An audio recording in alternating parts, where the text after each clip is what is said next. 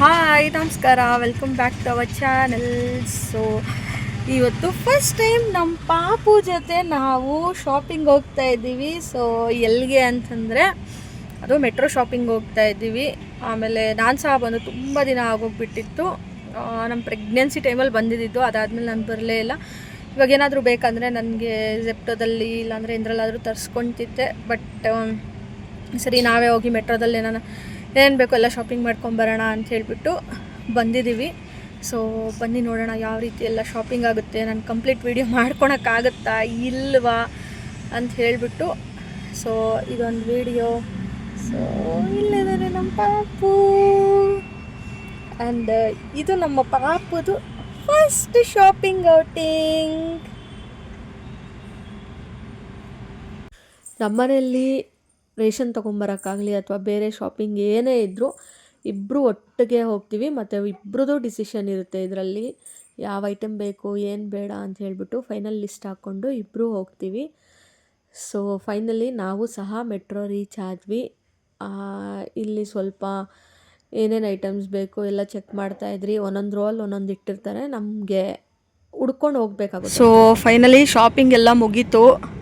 ನಮ್ಮ ಪಾಪು ಸ್ವಲ್ಪ ಕ್ರ್ಯಾಂಕಿ ಆಗ್ಬಿಟ್ಟ ಒಳಗಡೆ, ಹಂಗಾಗಿ ಅವನ ಈಚೆ ಕರ್ಕೊಂಬಂದ್ಬಿಟ್ಟೆ. ಸೊ ಶರತ್ ಏನೇನು ಬೇಕೋ ಎಲ್ಲ ಐಟಮ್ಸು ತೊಗೊಂಡು ಇವಾಗ ಈಚೆ ಬರ್ತಾ ಇದ್ದಾರೆ.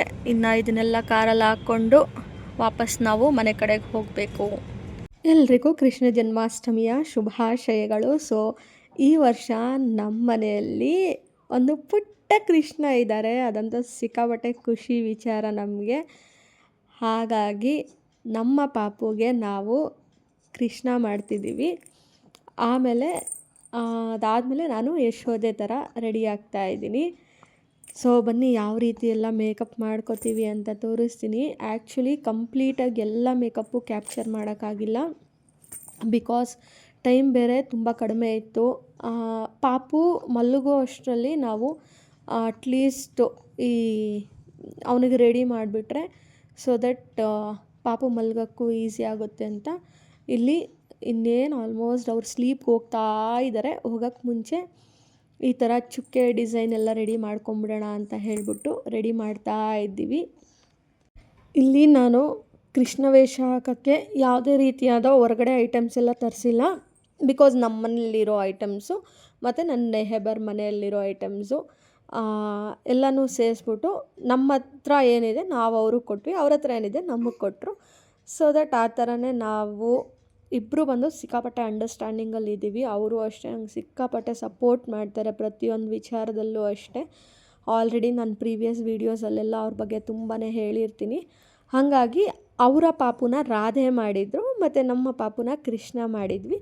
ಮತ್ತು ಆಮೇಲೆ ಅವರು ಯಶೋದೆ ಹಾಕ್ಕೊಂಡಿದ್ರು. ಮತ್ತು ಅವ್ರ ಫ್ರೆಂಡ್ ಒಬ್ಬರು ಬಂದಿದ್ದರು, ಅವ್ರ ಮಗಂಗೂ ಕೃಷ್ಣ ಮಾಡಿ ಆದಮೇಲೆ ಅವ್ರ ಅಮ್ಮನೂ ಯಶೋದೆ ಥರ ರೆಡಿಯಾಗಿದ್ದರು. ಸೊ ಇಲ್ಲಿ ಫೈನಲಿ ನಮ್ಮ ಪಾಪು ಕಂಪ್ಲೀಟ್ ಸ್ಲೀಪಲ್ಲಿದ್ದಾರೆ. ಅವರಪ್ಪ ಇಲ್ಲಿ ಪಾಪುಗೆಲ್ಲ ಚುಕ್ಕೆ ಎಲ್ಲ ಇಟ್ಬಿಟ್ಟು ರೆಡಿ ಮಾಡ್ತಾಯಿದ್ದಾರೆ.